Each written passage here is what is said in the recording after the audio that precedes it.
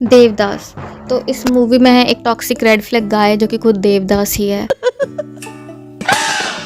बाबा जो कि एकदम नार्सिसिस्ट है, शॉर्ट टेम्पर्ड है और एब्यूजिव भी है। और देवदास ने पारो को 10 सालों में सिर्फ 5 लेटर भेजे।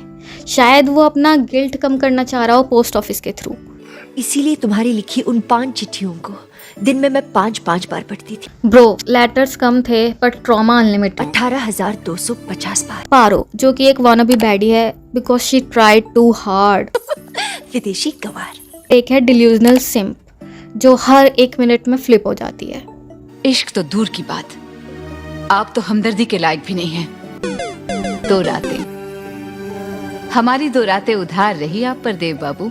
मूवी की स्टोरी कुछ इस तरह से है कि देवदास और पारो बचपन से ही फैन थे और यही बात देवदास के डैड को पसंद नहीं आई और उन्होंने देवदास का लंदन का 1 वे का टिकट करवा दिया। सारा दिन उस पारो के साथ गांव में आवारा करती। जिसके बाद देवदास 10 सालों बाद अपने गांव आता है लॉयर बनकर। एंड द ओनली वकालत he did in his life is this. मैं तुम्हारी कोई बहस नहीं सुनना चाहता। मैं भी आपसे बात नहीं करना चाहता। Case is dismissed. I object. Lol. तो जब वो सबसे पहले अपने गांव आता है तो अपनी माँ की जगह पारो से मिलने चला जाता है। पता मेरा देव कहाँ है? अरे रास्ते में उतर गया, कहने लगा अपनी पारो से मिलकर आता हूँ। और पारो बैडी की तरह उसका स्वागत करती है।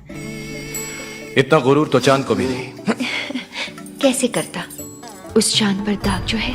जिससे वो ऑफेंड होके अपनी माँ के पास चला जाता है। क्या खराबी है मेरे चेहरे में? वहां पारो नहीं देखना चाहती, यहाँ पर आ।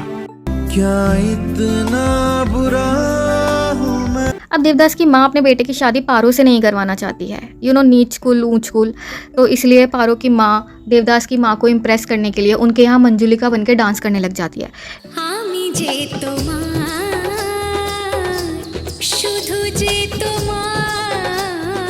लेकिन शिट, वो उससे भी इम्प्रेस नहीं होते हैं।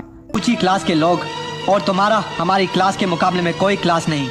लेकिन यहाँ ये देखो, जैसे अगर आप सोचो अपनी लाइफ में कोई भी आपने देखा हो, कोई बहुत जिसे भी आप जानते हो, कोई बहुत कलेशी इंसान हो, तो ये जो औरत है ना, ये उसका भी 1000 टाइम्स कलेशी होगी। मतलब इसका खुद का गोद भराई का फंक्शन था, इसने अपना गोद भराई का फंक्शन बर्बाद कर दिया सिर्फ कलेश करने के लिए।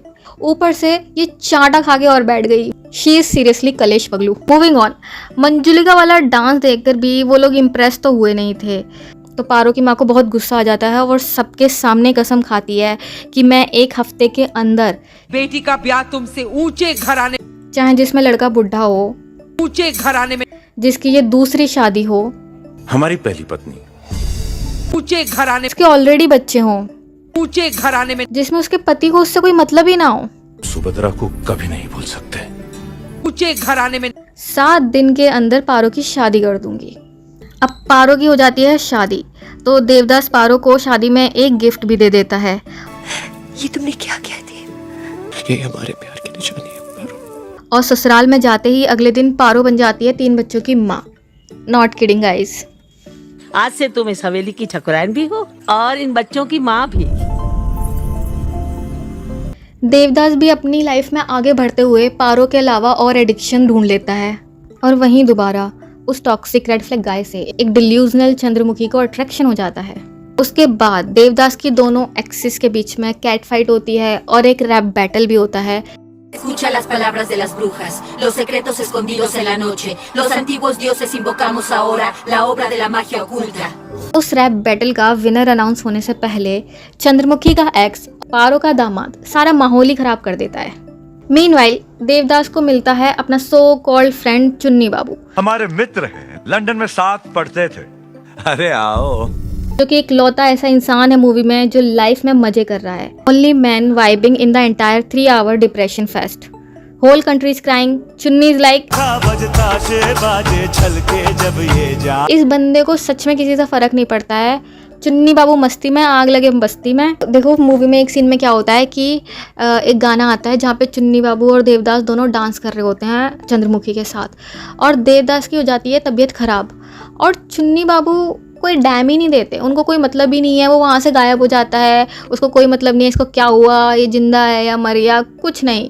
फिर आगे जाके वो उसे किसी ट्रेन के कंपार्टमेंट में मिलता है, और जबकि वो देखता है कि इसकी शक्ल एकदम ऐसी है, इसे कुछ बीमारी हो रखी है, स्टिल उसे ज़बरदस्ती दारू पिला देता है। And you know what happened next. दोस्ती की कसम ही रख लो, इतने दिनों बाद मिले हो।